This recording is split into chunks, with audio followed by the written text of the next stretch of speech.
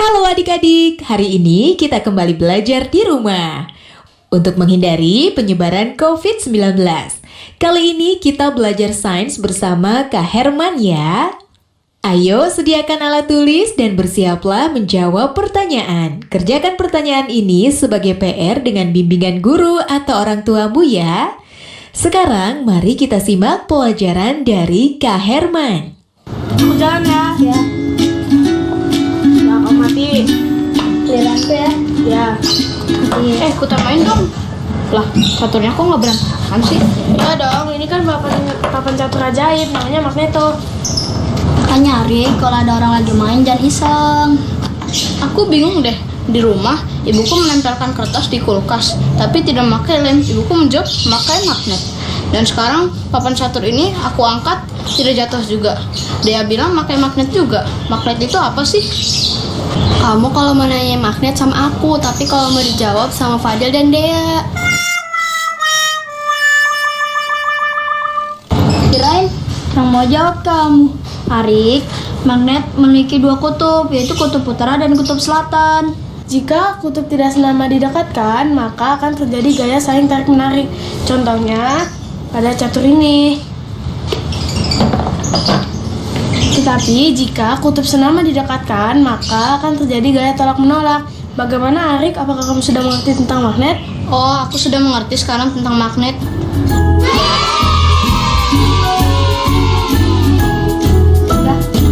Jalan lagi ya.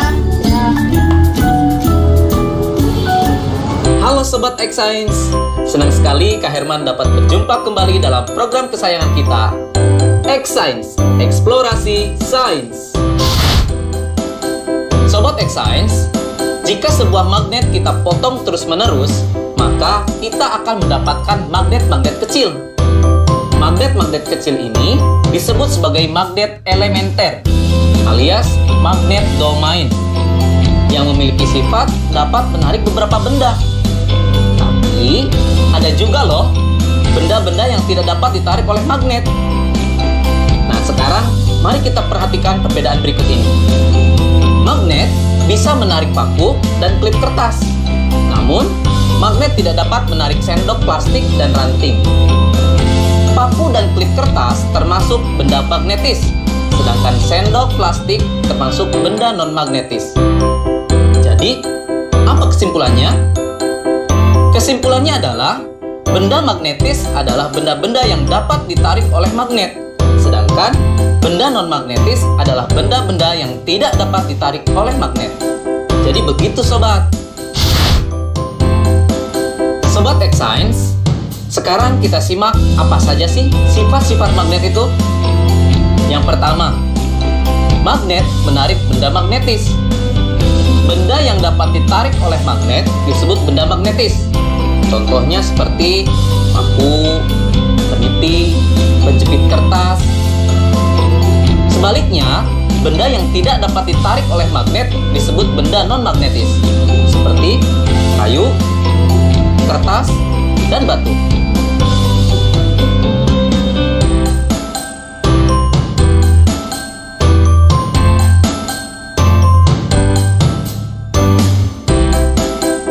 Sifat yang kedua adalah magnet mempunyai dua kutub. Biasanya disebut kutub utara dan kutub selatan. Jika kita mendekatkan kutub-kutub yang senama, maka magnet tersebut akan saling tolak-menolak. Sebaliknya, jika kita mendekatkan kutub-kutub yang tidak senama, maka magnet tersebut akan tarik-menarik. Loh, kok bisa ya Sobat X Science? Ternyata hal ini terjadi karena arah gaya magnet keluar dari kutub utara masuk ke kutub selatan. Sifat yang ketiga, gaya tarik magnet paling kuat terletak di bagian kutub magnet. Garis medan magnet secara alami berkumpul bersama di ujung magnet. Bagian ujung magnet ini disebut sebagai kutub magnet. Karena garis gaya magnet berkumpul di ujung magnet, gaya tarik paling kuat terletak di bagian kutubnya. Yang terakhir, gaya magnet dapat menembus benda tertentu.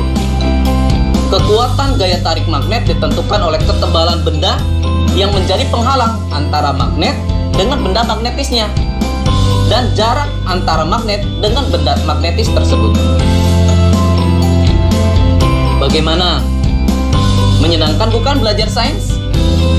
Dengan belajar sains, kita menyadari akan kekuasaan Tuhan Yang Maha Esa yang telah menciptakan magnet lengkap dengan keunikan sifat-sifatnya.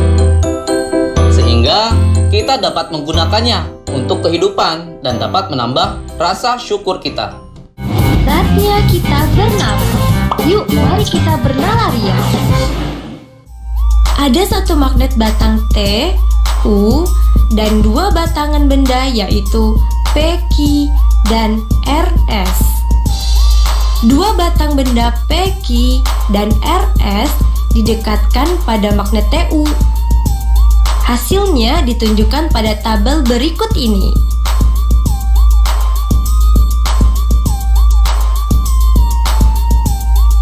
Apa yang dapat kamu simpulkan mengenai dua batang benda P, Q, dan RS tersebut? Coba jelaskan.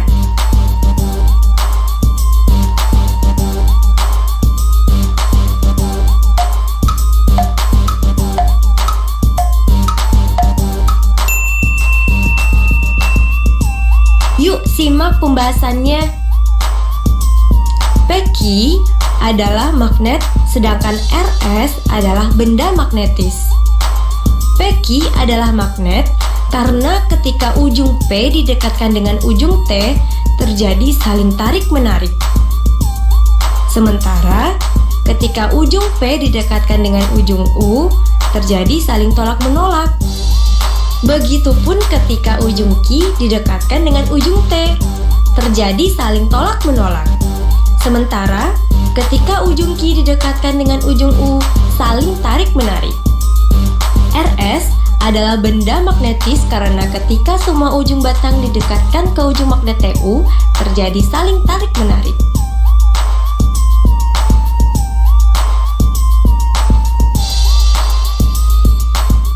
Nah adik-adik, sekarang waktunya menjawab pertanyaan. Siap-siap mencatat ya. Pertanyaannya adalah, benda-benda apa saja di rumahmu yang bisa ditarik magnet? Dan benda-benda apa yang tidak bisa ditarik magnet? Dicatat ya. Benda-benda apa saja di rumahmu yang bisa ditarik magnet? Dan benda-benda apa yang tidak bisa ditarik magnet? Nanti jawablah pertanyaan ini sebagai tugas di rumah ya. Kerjakan pertanyaan dengan bimbingan guru atau orang tuamu.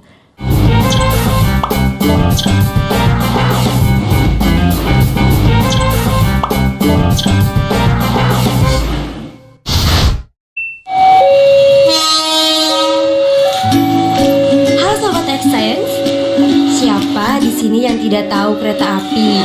Pasti udah pada tahu kan? Kereta api masih memanfaatkan roda dengan rel sebagai lintasannya, sehingga ketika kereta api melintas pasti akan menimbulkan kebisingan. Tapi apa jadinya ya jika laju pergerakan kereta api ini dipadukan dengan aplikasi dari sifat-sifat magnet? Apakah mungkin manfaat dan sifat-sifat magnet dan kereta api dapat disatukan? Bakal menjadi apa ya? Penasaran kan? Yuk, mari kita simak penjelasan narasumber berikut. Halo Sobat X-Science, kembali lagi dalam program kesayangan kita, X-Science, Eksplorasi Sains. Sobat X-Science, kalian tahu nggak sih apa itu kereta maglev? Dalam bahasa Indonesia, kereta maglev disebut dengan kereta levitasi magnetik, atau sering juga disebut dengan kereta magnet. Seperti namanya, prinsip dari kereta magnet ini memanfaatkan gaya magnet untuk mengangkat kereta sampai mengambang alias melayang dan tidak menyentuh rel, sehingga gaya gesek dapat dikurangi. Selain itu, kereta ini juga memanfaatkan magnet sebagai kekuatan pendorongnya. Dengan kecilnya gaya gesek dan besarnya gaya dorong, kereta ini mampu melaju dengan kecepatan sampai 600 km per jam. Jauh lebih cepat dari kereta biasanya. Luar biasa ya kekuatan magnet jika dimanfaatkan pada kereta. Nah, sekarang bagaimana jika diterapkan pada bidang yang lain ya? Saatnya kita seru-seruan bereksperimen dengan menggunakan magnet, yaitu pensil melayang. Loh, kok bisa pensil melayang? Pasti penasaran bukan? Yuk kita mulai. Terima kasih Kak Herman. Alat dan bahan yang dibutuhkan pada eksperimen ini adalah sebagai berikut: pensil, magnet berbentuk ring, karet alat. Langkah-langkahnya adalah sebagai berikut. Tempatkan 4 magnet berbentuk ring pada kasur karet. Upayakan kutub yang menghadap ke permukaan senama dengan kutub magnet yang dipasang nantinya pada pensil. Masukkan 2 ring magnet pada pensil.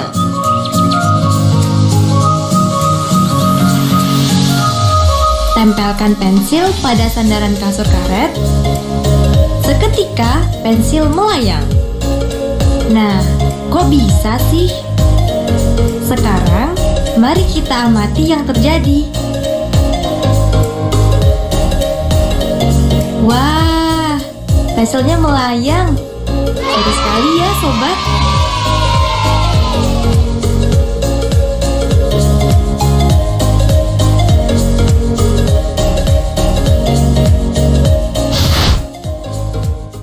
Adik-adik, tadi sudah melihat kan percobaan pensil melayang? Sudah tahu jawabannya kenapa pensil bisa melayang? Pensil dapat terangkat ke atas dan melayang karena pengaruh dari gaya tolak-menolak kutub magnet yang senama antara magnet yang ada di pensil dan magnet yang ada di styrofoam.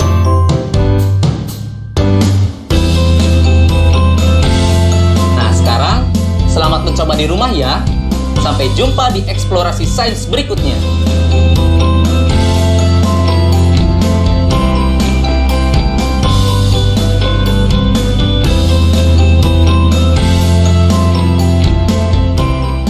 Nah adik-adik, menarik ya penjelasan Kak Herman. Ada kereta yang bisa melayang seperti kereta magnet maglev. Dan ternyata kita juga bisa membuat pensil melayang. Sekarang waktunya menjawab pertanyaan. Siap-siap mencatat ya. Pertanyaannya adalah, bagaimana kereta magnet maglev menggunakan gaya magnet? Dicatat ya, bagaimana kereta magnet maglev menggunakan gaya magnet? Nanti jawablah pertanyaan ini sebagai tugas di rumah ya. Kerjakan pertanyaan dengan bimbingan guru atau orang tuamu.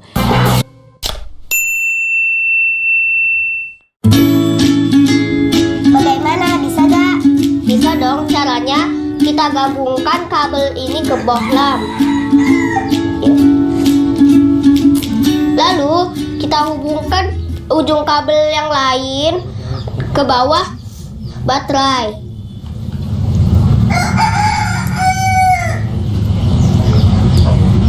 Jadi deh. Kalian lagi apa sih? Oh, bikin lampunya menyala. Sini aku juga bisa.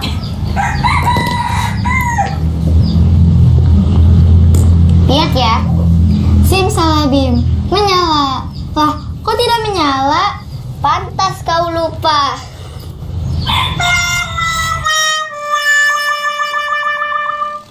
Halo Sobat X-Science, kembali lagi bersama Kak Herman dalam program kesayangan kita, X-Science, Eksplorasi Sains. Sobat X-Science, tahu tidak kenapa bohlam bisa menyala ketika dihubungkan dengan baterai menggunakan kabel? Itu karena ada arus listrik yang mengalir. Nah, arus listrik itu mengalir dari kutub positif ke kutub negatif, atau dari tegangan yang lebih tinggi ke tegangan yang lebih rendah. Bagaimana ya dengan larutan? Bisa tidak menghantarkan listrik? Baik adik-adik, kita buktikan yuk dengan eksperimen. Sobat X-Science, eksperimen kita kali ini adalah percobaan larutan elektrolit dan non-elektrolit. Alat dan bahan yang dibutuhkan dalam eksperimen ini yaitu toolkit listrik yang berisi gauge-meter, aquades, air garam, air asam jawa. Setelah semua alat dan bahan tersedia, maka langkah selanjutnya, masukkan ujung kabel ke larutan Aquades, lalu amati jarum pada meteran alat atau disebut voltmeter. Tidak bergerak. Setelah itu, ulangi proses kegiatan dengan menggunakan larutan air garam dan larutan asam jawa. Perhatikan pergerakan jarum pada gaugemeter.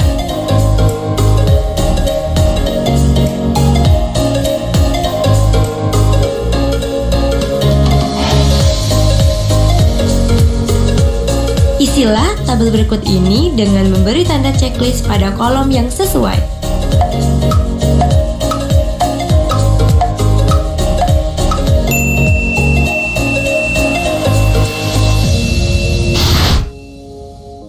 Sobat X-Science, sekarang kita simak ya penjelasan hasil eksperimennya. Ternyata ada dua macam larutan berdasarkan kemampuannya dalam menghantarkan arus listrik. Larutan yang tidak menghantarkan arus listrik disebut larutan non-elektrolit.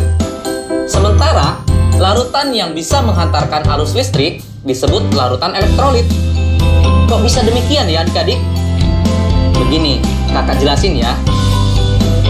Larutan non-elektrolit tidak dapat menghantarkan arus listrik karena di dalamnya tidak ada ion.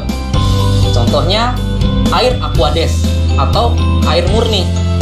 Makanya tadi dalam percobaan jarum pada gaugemeter tidak bergerak. Sekarang bagaimana sih larutan yang dapat menghantarkan arus listrik? Larutan elektrolit terbentuk dari terlarutnya senyawa elektrolit dalam peralut air, di mana senyawa itu terurai sempurna membentuk ion positif atau disebut kation dan ion negatif atau disebut anion. Pada saat arus listrik melewati larutan elektrolit, ion-ion dalam larutan menghantarkan arus listrik, seperti layaknya dalam kabel. Nah, Sobat X-Science, sekarang kita lihat larutan garam dan larutan Aquades. Jarum pada gaugemeter bergerak pada larutan air garam. Ini menunjukkan kalau air garam dapat menghantarkan arus listrik. Kenapa bisa demikian? Garam atau NaCl ketika larut dalam air, garam tersebut akan terurai menjadi ion-ion, yaitu ion Na+ dan ion Cl-, yang kemudian mereka terurai, berpencar saat di dalam air. Begitu penjelasannya adik-adik. Menyenangkan bukan belajar sains? Nah adik-adik, dari tayangan tadi kita belajar kalau air garam dan air asam jawa bisa mengantarkan arus listrik. Sekarang waktunya menjawab pertanyaan. Siap-siap mencatat ya. Pertanyaannya adalah, kenapa air garam bisa mengantarkan arus listrik? Dicatat ya, kenapa air garam bisa mengantarkan arus listrik? Nanti jawablah pertanyaan ini sebagai tugas di rumah ya. Kerjakan pertanyaan dengan bimbingan guru atau orang tuamu. Sekarang adik-adik belajar di rumah aja bersama Kak Herman hanya di TVRI. Adik-adik ingat selalu untuk mencuci tangan dan menjaga kesehatan untuk mencegah penyebaran COVID-19. Sampai jumpa lagi.